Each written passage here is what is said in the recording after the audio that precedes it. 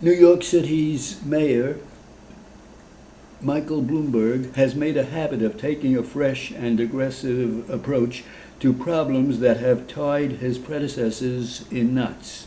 The latest and most striking example came yesterday when his administration reached landmark agreement with the Legal Aid Society, which has been waging courtroom war against the city for 20 years over the way homeless families and individuals should be housed and cared for. If it is carried out in good faith, the agreement could finally bring this costly legal battle to a close. It could also put the city back in control of a family shelter system whose every move has been dictated by the courts. The courts entered the picture at a time when the streets were thick with homeless people and the city seemed either unwilling or unable to care for them as the state constitution requires.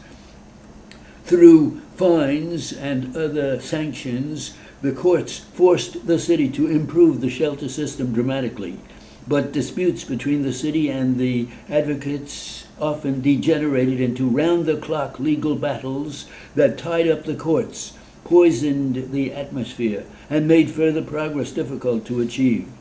The two sides had been involved in a bitter dispute over a city plan to eject families from the shelters who refused to accept an apartment offered them. The agreement will permit the city program to go ahead, but with additional protections the advocates had been urging. A new three-member panel will evaluate the shelter system, suggest improvements, and begin to move the process out of the courts and back into the city's hands. The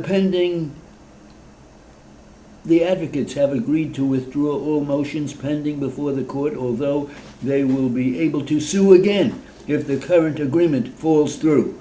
After 20 years of legal brinksmanship, the mutual disarmament comes as welcome news. The shift of the Senate to Republican control has brought one of the GOP's most seasoned and sensible foreign policy hands, Richard Lugar of Indiana, to the chairmanship of the Foreign Relations Committee. With an unusually challenging array of international crises now commanding the nation's attention, Senator Lugar has an opportunity to restore some of the prominence and influence that committee once had. Mr. Lugar enjoys cordial relations with President Bush, his fellow Republicans, but his thoughtful views on issues from arms control to building democracy abroad are very much his own. With his solidly internationalist outlook, he could help leaven some of the administration's more go-it-alone tendencies. That will require speaking out more forcefully and with greater flair than has been Mr. Lugar's custom. One of his biggest challenges will be standing up to Republican hawks in the Pentagon and in Congress who fail to grasp the importance of nuclear arms control agreements to American security. Curbing the spread of nuclear and other unconventional weapons has been a consistent theme of Mr. Lugar's career. His most significant achievement to date was his co-sponsorship with former Senator Sam Nunn of programs designed to assist Russia in dismantling its nuclear weapons and safeguarding its nuclear materials. With a lengthening list of countries racing to acquire nuclear weapons, those programs have become more important than ever. One of the first issues facing the committee is the crisis with Iraq.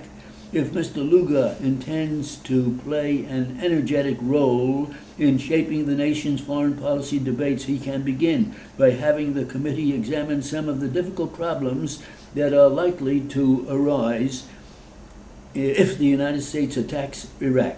We are pleased that Mr. Lugar intends to direct more attention to the rebuilding of Afghanistan and rightly worries that the problems of Latin America and Africa have been dangerously ignored in recent years.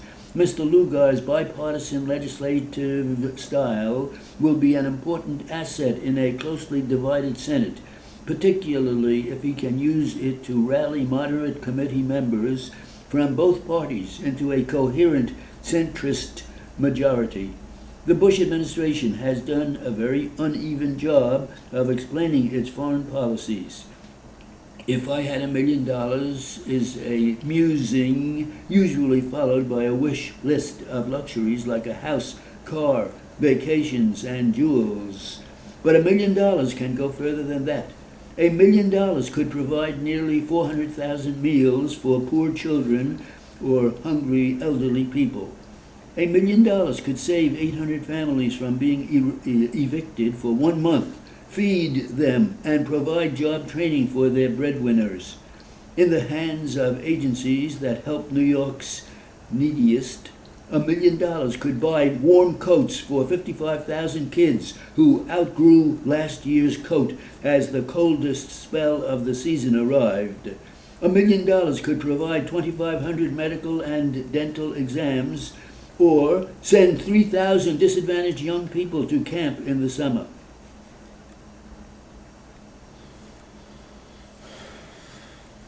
Is it too fast? Yeah, too fast.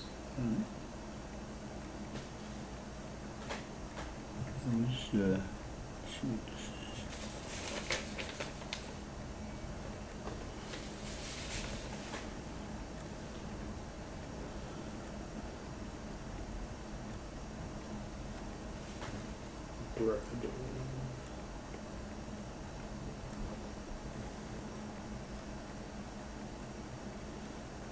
How should $1 million come out?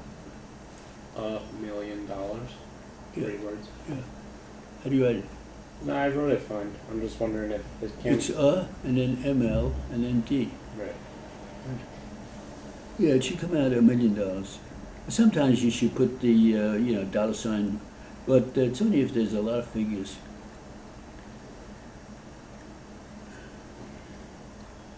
Let's see, that was 5.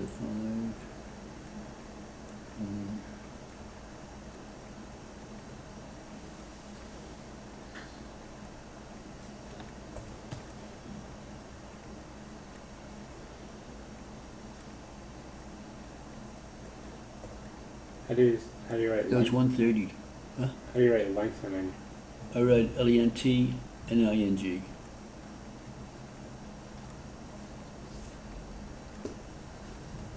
Oh, strengthening, How do you lengthen. write length? I write, I have to write L-A-I-N-T, length. Yeah. So why do you write length? Oh, yeah, you could do Yeah. that. Yeah, I'd probably do it. I mean, I wasn't thinking of it. But either way, it would be good. Either for define.